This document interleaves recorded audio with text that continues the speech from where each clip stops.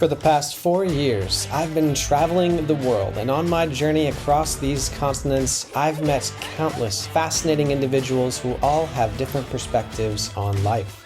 I knew from the moment I met those women that I had to tell their stories. From Olympic athletes who performed at the highest level to artists who create unbelievable work and refugees who have overcome the most difficult of challenges. Each and every single one of them has their own formula for life, and I'm here to find out what that is. What they wanted, whether they knew it or not, is they wanted to be inspired. My name is Trevor Carlson, and this is the Formula Podcast. On this episode, I'm going to be sharing some of the more memorable books that I read in 2022 and a one-sentence review of each one. So hopefully you find something here that you want to listen to and add it to your reading list for 2023. I'm going to start with the last book that I read of 2022, which was Pachinko. Pachinko, heartbreaking, eye-opening book on the perspective of a Korean family through the 20th century. Definitely recommend reading it if you're interested in that period of history and just enjoy a good story. Creativity Inc. This book is the story of Pixar, told from one of the founders. It is an amazing book if you are looking to create anything at a high level that requires any level of creativity or storytelling. Next, I do have to give a disclaimer. This is a very long book and I am not totally finished, but I'm working through it a little bit at a time, and that's the autobiography of Gandhi. This is the story of Gandhi from his childhood all the way through his later years in life, and it really gives you a perspective of how he viewed things, his approach and principles to life that allowed him to be a core foundation to India's rising up and revolution against the British government in a non-violent way. He was just an unbelievable, interesting person that we can all learn a lot from. I cannot recommend checking out this book enough and learning about the history of the non-violent revolution in India. The next book on this list I've gone back to several times. It's called Illusions by Richard Bach. It's a story about Buddhism that's told in a way that really shines a light on how much control we have on ourselves and our perspectives to our environment and situation. It is a fictional story, but the lessons that can be taken away from it are really empowering to somebody who wants to do something different than what's available in their current environment. Next up, Piranesi, which was by Susan Clark. That is a very interesting, wonderfully written fiction book where, as the book goes on, there's more that comes to light that makes it fascinating to feel these discoveries almost in reverse. It is very well written and definitely worth your time to check out in 2023. The Seven Husbands of Evelyn Hugo. It was one of the best-selling books of 2022.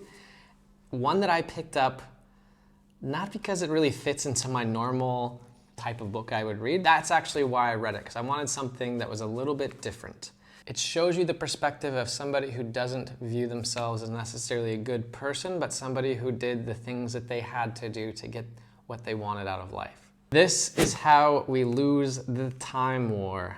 This is a book that goes back and forth from two people or beings' perspectives as they're writing letters to each other. I just don't think books are written like this.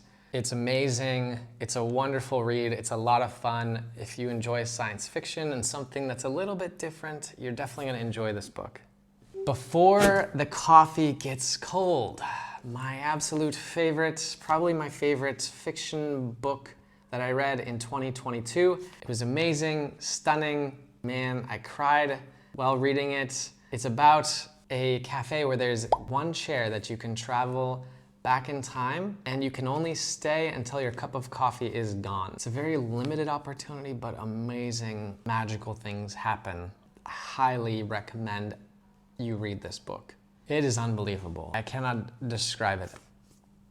I cannot recommend it enough. $100 million offers. Now this is a sales book by Alex Hermosi. The lessons in this book are really, really, really solid from a sales perspective. I did feel that the writing was weak often, and I don't know if I could recommend it as something you should read, as something you'd like enjoy, but if you want to get some lessons out of it by flipping through and kind of picking and choosing, definitely there's some solid pieces of advice in there. Just don't expect anything that's like written poetically, should I say.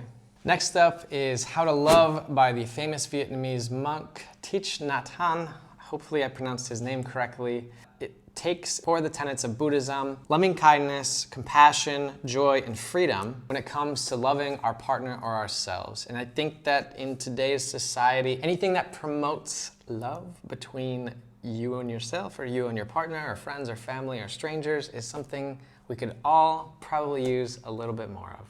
I read a few of his other books, How to Focus, which in today everything is taking your attention away. It is something that takes Buddhist principles and applies them into how to focus your energy. So if that's something you would like to learn more about, check out that book. How to Walk, a very nice short read on how we can find mindfulness in even the smallest moments of our day-to-day lives, simply sometimes while we're walking somewhere. The Body Keeps Score. This is a really informational, interesting read on how our bodies store physical and emotional traumas throughout the years and how we can work through releasing them. It's really insightful and interesting. I found as I read it that there were many things where I was like, oh, interesting. So that could be tied potentially to this event that happened earlier in my life. If you feel like you have some level of healing to do, this book could help you out. The Way of Zen by Alan Watts. Alan Watts is probably one of the world's most famous Buddhist practitioners, I would say. He's got a lot of great talks out there. The Way of Zen is basically just like an all-inclusive Alan Watts version of everything Buddhism and Zen. A long read, but if you want to know more about Buddhism, it's something you should definitely pick up. The Song of Achilles. If you're into mythology, you're definitely going to want to pick this up. It's the story of Achilles and Troy, which we've all probably heard 100 times. But this is from a different perspective, from his companion's point of view. And it's very, very good. Very different from any story of Troy you've probably ever heard or read before. And well worth reading if you're into mythology. Last book I have on my list is one I've revisited a couple times because I feel like it's so prominently displayed in society right now. It's called The Sane Society by Eric Fromm, and it kind of poses this question. I'm paraphrasing a little bit, but it's like, by us pursuing more financial goals, like getting our own house, our own TV, all these things, are they driving us to unhappiness? Are they driving us to what he describes as insanity? Because we're getting all these things and we're alone and we're miserable. Are these goals driving us to misery and unhappiness? And if that's the case, like, how do we course correct that so we can accomplish our goals but don't become unhappy, alone, or insane in the process? Those are the main highlights from the books that I read in 2022. I would love to hear what you read. If you're watching this on YouTube, please comment and let me know what your favorite books of 2022 are and if I should add them to my reading list in 2023. If you're listening to this as a podcast, then either email me, trevor@theformulapodcast.com, and let me know what your favorite books of 2022 are, or go over to YouTube and comment there. Anyways, that is all for today's show. I hope you enjoyed these books, and I would love to know if you end up reading any of them. Just drop a comment or an email to me, and that's a wrap, pretty much. So I look forward to seeing you next time on the show. Ciao.